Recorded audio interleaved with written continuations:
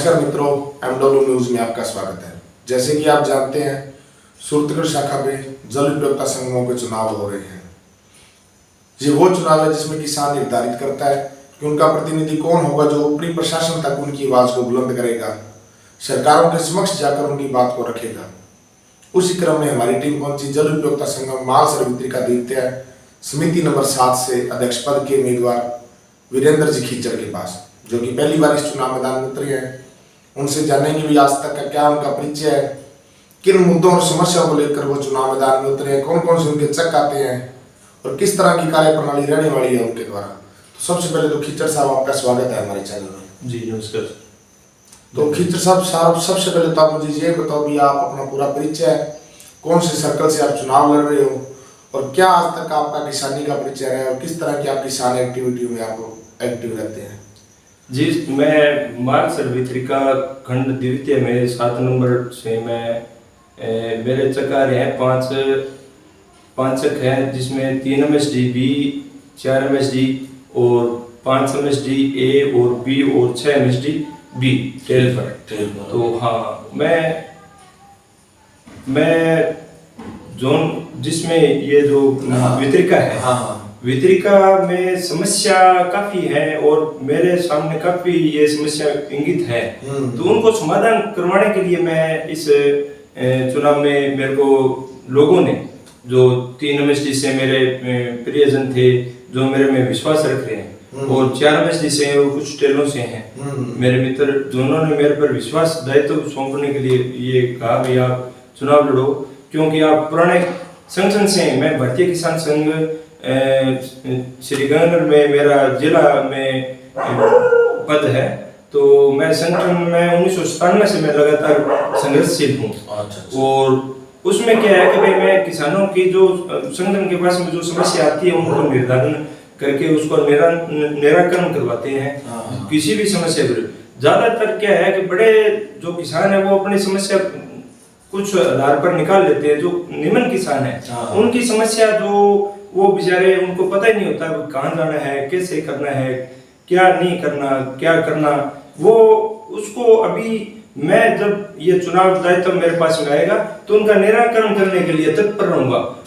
चाहे किसी भी समय वो अपने को मेरे को बुलाएगा, मैं उसी स्थल पर बैठ के उसका अपने हाथ से लिख के एप्लीकेशन उसको राइट हैंड से मैं करवाने की कोशिश करूंगा।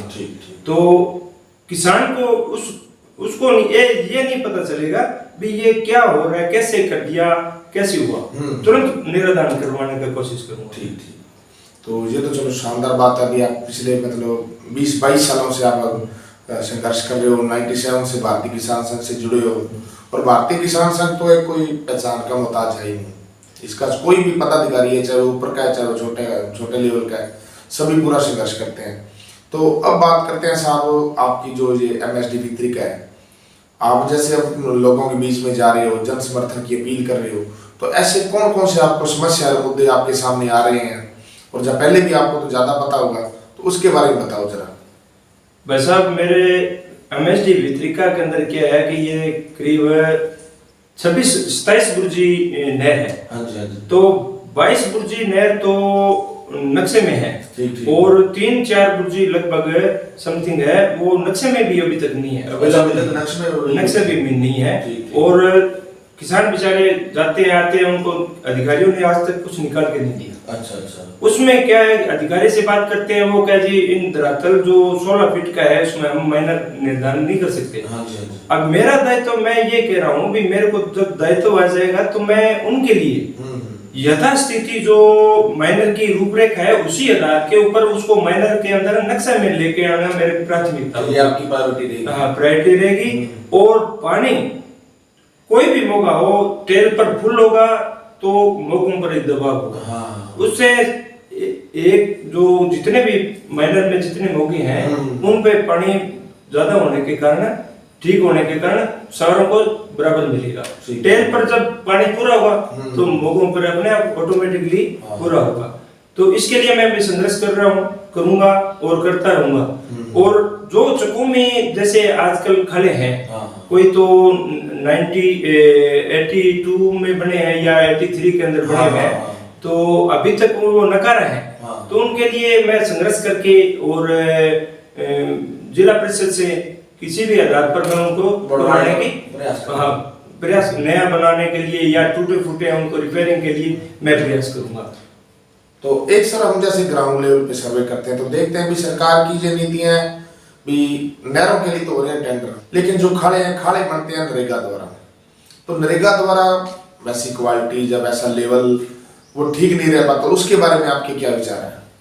वैसा सबसे बड़ी बात ये है भी जो सरकार जो सीएडी है उसमें अभी अवेलेबल है, परंतु वो अपने वादा नहीं कर पाते। अभी कारण क्या है कि इन्होंने क्या कि अपने जो खाले हैं जो अपने नरेगा के तहत करती है, नरेगा के तहत करने के लिए पहले तो इसको एनओसी लेनी पड़ती है, अभी नकारा करवाना घोषित करना पड़ता है। नकारा कराने के बाद में वो जिला परिषद जाता है, जिला परिषद से इसकी पेमेंट आती है। उसके बाद में लेबर कई बार जो बनाते हैं उसमें क्या है कि चक में सब बंधु एक मत होके बनाए तो वो समाधान हो जाता है। खाना आने के बाद में वो अपने झगड़ा चालू कर लेते हैं किसान थोड़ा बहुत, उससे क्या है कि थोड़ा सा के वो दिशा जो देनी पड़ती है ना वो नहीं दे पाते। यही कारण है। और 5 कमेटी बना के 5 मेंबर की अच्छे शालीनता से काम करें तो हो जाता है। सही बात। अपने सारा जो भागदौड़ करके करते हैं ना वो पॉजिटिव में आ जाता है। नेगेटिव सोचेंगे तो नेगेटिव रह जाएगा, पॉजिटिव सोचो पॉजिटिव होगा। ये तो एक साहब जैसे आप अब अध्यक्ष के चुनाव मैदान में उतरे हो तो देखा जाता है कि लोग अध्यक्ष बन जाते हैं, लेकिन वो बनते सिर्फ नेम प्लेट के लिए। वो अपने दरवाजों पे, कोठियों पे, कारों पे, कई तो ट्रालियों पे भी लिखा लेते हैं, लेकिन वो ग्राउंड लेवल पे धरातल पे काम नहीं कर पाते। तो उसके बारे में क्या विचार है आपके? बस अब मैं ये जो नेम प्लेट है उसका मोहताज नहीं हूँ। मैं आज तक मेरा जो जिस बंधु ने मेरा चेहरा देखा एक बार मिला है तो वो आज तक मुझे याद करता है। और मैं एक छोटे से बंदे से लेके बड़े तक सभी से आदर पूर्वक मैं रहता हूँ। मुझे कोई नेम प्लेट की जरूरत नहीं है और ना नेम प्लेट का मैं मोहताज हूँ। आज तक मैं 97 से हूँ, मैंने संगठन के अंदर लगातार काम किया, पद भी है। तो मैंने कभी ऐसे नहीं लिखाया भी मैं आज जिला अध्यक्ष हूँ या तहसील अध्यक्ष रहा हुआ हूँ, ये है वो मैंने नहीं किया। मैंने काम करना है समाज के लिए करना। और मेरी आगे की भी सोच ये है भी जो पारिवारिक जो सिस्टम है मेरा, तो उसको मैं अपने परिवार का जो ढांचा सुदृढ़ हो जाएगा उसके बाद मैं समाज सेवा में लगूंगा। जैसे बच्चे हैं, बच्चों का शादी हो गई, उसके बाद में ये होने के बाद में मैं अपना समाज सेवा के काम में योगदान दूंगा। ये तो चलो अध्यक्ष साहब आपने बता दी भी आपके ये समस्या है, ये आपके मुद्दे हैं। अब बात करते हैं, अगर जनता आपको चुन के अध्यक्ष बनाती है तो आपके द्वारा क्या प्रयास रहेंगे, क्या आपके द्वारा प्राथमिकता रहेगी जिसको आप प्राथमिकता से हल करवाने का प्रयास करोगे? मेरी प्रायोरिटी तो सबसे पहले ये है सब, जैसे किसान को कोई भी अड़चन है या किसी प्रकार की दुविधा है तो मैं उसके घर और उसके खेत के अंदर बैठ के बिंदु तहकीकात करके उसको समाधान करने की कोशिश करूंगा। सबसे प्रथम मेरा ये प्राथमिकता ये रहेगी। दूसरा है जैसे अभी किसान है बेचारा प्रत्येक चक से टेल से लेके मुख तक जाता है और वहां जाके वो सुबह से लेके शाम तक फावड़ा लेके घूमता है और शाम तक बेचारे कभी घर से उसकी रोटी आती है, कभी चाय लेके आते हैं, कभी पानी की समस्या हो जाती है, कहीं पड़ोस से उसको करना पड़ता है। तो मैं ये समस्या जो किसान की समस्या है, सबसे बड़ी बात ये है भी वो सारा दिन एक दिन गुजर जाता है उसका। और आजकल महंगाई का समय है, 400 रुपए दिहाड़ी है तो उस बंदे के पीछे रोटी पानी लेके घूमना पड़ता है।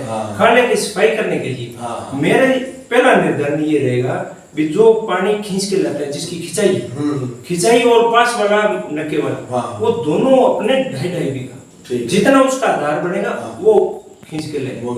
इससे है भाई भागना नहीं पड़ेगा। जब उसका मन करे अपने नक्का से पानी तोड़ने का लेके आता है, उससे पहले अपना संवार के और वो लेके आएगा।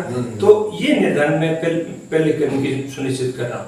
और किसान की जो तकरार हो जाती है छोटे छोटे मुद्दे, वो मैं धरातल पर ही बैठ के वहाँ उसी जगह उसी खेत इकाई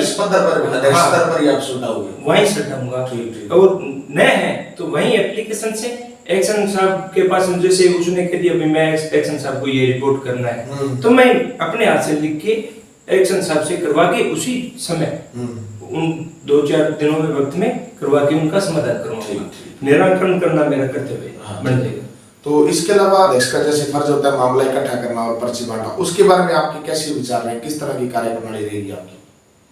इसमें भाई साहब क्या है कि अब मैं कहना नहीं चाहता, जैसे अध्यक्षों की पहले राय है, पटवारियों का राय है, जो दबंग बंदे हैं तो अभी चक में कह देते हैं जी फलाने दिन बारी आ रही है, आप पानी की पर्ची मत बदलना, ठीक मेरे डबल आ रही है और समय है जो आप 15 तारीख से एक भाई 15 दिन का उसमें गैप होता है। मेरा प्रायोरिटी ये रहेगी, नहर बंद हुई उसके 3 दिन बाद नई पर्चियां एकदम कंप्लीट कंप्यूटराइज और उसके घर पहुंचाएंगे। ठीक। और आज का टाइम में ऐसा है, अभी ये सोशल मीडिया है, कैसे भी है, उसको निर्धारण करके प्रत्येक किसान को साथ में जोड़ूंगा। प्रत्येक किसान मेरे लिए सारे समान होंगे, सही बात, ना कोई बड़ा है ना कोई छोटा है। मैं सबसे बड़ी बात ये कह रहा हूँ, मैं फकीर का दोस्त, उसको घर बैठे ही सारी चीज फोन पर मिलेगी। मामला जैसे आएगा तो पीछे से जे अपने श्री विजयनगर से जैसे आए निकाल के उसकी प्रायोरिटी, और अभी तक किसी ने आज तक जो बोते हैं अपने फसल उसको कभी उन्होंने इंगित नहीं किया। ठीक। मैं फसल प्रत्येक खेत में जाके रबी और खरीफ की फसल में देख के खेत में कितना बुआई हुई है वो रिपोर्ट करके उसके बाद में लेने की कोशिश करेंगे मामला। मतलब तो आप एक नई सोच के लिए और अभी क्या है कि वो पुराने सिद्धांत से पूरा का 25 का 25 मरबे में पूरा का पूरा बिजान है जी, पूरा का पूरा मामला। एक किसान के बेचारे के नहर में पानी तो अभी हफ्तों से आता है, महीनों से आता है, किसी के 7 बीघा बिजान है, किसी का 8 बीघा है, किसी का 4 है, और आता है मामला मरबे ये गलत। और जो मामला आएगा और जो जिन चकों में जहां भी कहीं कमियां दिखेगी उसी को मैं करवाने की कोशिश करूंगा, जो उनकी दिक्कत है उसको दूर करूंगा। मामला उनका है और खेत उनका है, खाले उनके हैं, ये मामला का धन उनका है, अपना नहीं है, अपना कुछ नहीं है, अपनी सेवा है। ठीक है सर, ये इतना है और तो आगे तो भगवान जानता है। तो अब आप हमारे चैनल के माध्यम से आपको सारे संगम के किसान और समस्त क्षेत्र के किसान देख रहे हैं, तो क्या उनसे अपील करना चाहते हैं, क्या आप उनसे अनुरोध करना चाहते हैं? मैं तो भाई साहब अपील तो यही है भी अच्छाई को देख के वोट करो। ठीक। ना कि ताया चाचा बुआ ने उन्होंने मेरे को सिफारिश कर दी या बड़े ने सिफारिश कर दी, वो मत देखो। ठीक। अच्छाई का जमाना लेके आना है, अच्छा दिन लेके आना है, अच्छे सिस्टम को लेके आना है, तो अच्छे बंदे को चुनो। ठीक। अच्छा चुनो, सत्य चुनो। ठीक। सत्य बोलो, चाहे कोई हो, दबो मत, दबंग बनो, दबकू ना बनो। आप बोलोगे तो काम होगा, ठीक है, बोलेगा उसका बिकेगा। आप जैसे हमारे को बना दिया, कल को गए यार ये नहीं किया वो नहीं किया, आपकी पॉलिसी ये है भी आप ध्यान रखो भी अध्यक्ष क्या नहीं कर रहे हैं, अध्यक्ष को दबाव बनाओ बनने के बाद। और आज क्या है कि जैसे मेरे तो अपील यही है भी सजन बंदा कोई आपको मिले या अच्छा लगे तो निर्धारण अध्यक्ष को उसी को करो। तो आपके कब है चुनाव? मेरे 9 तारीख को, 1 तारीख को नॉमिनेशन है और 9 तारीख को चुनाव। कहाँ पे चुनाव? चुनाव मानसर है जी हमारे। और किसानों से मैं यही अपील करूंगा भी मेरे में सामर्थ्य दिखे, अच्छाई दिखे, गुण दिखे तो आप मुझे मत दें। मैं सबसे 36 कौम को एक को मानता हूँ, हिंदू। ठीक। हिंदू मुस्लिम सिख ईसाई सेम एक।